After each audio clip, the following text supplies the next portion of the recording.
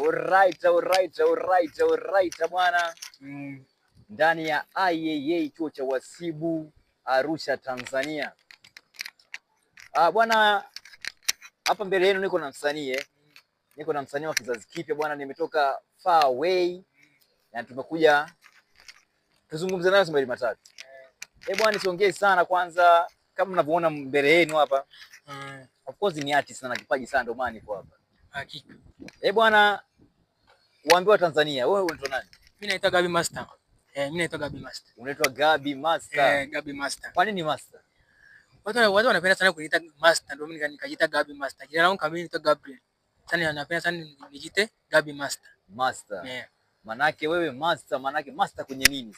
Mimi na Master kwenye nyimbo, Master upo kwenye kuimba. Bwana, kuimba najua. Bwana umesema tu bwana Gabi Master.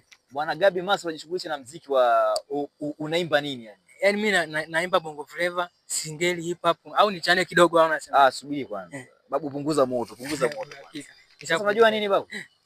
Ni umesema unapiga zote. Napiga zote. Ni sekta gani ambayo unaaminia kwamba ukishapewa mtu yeyote apindue?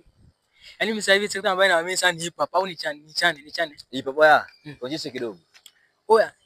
Aweza kanitisha, maana naamini hamna mtu ananilisha. Wanajipandisha na wengine kuwashusha, wanajiona machino kumbe mabusha.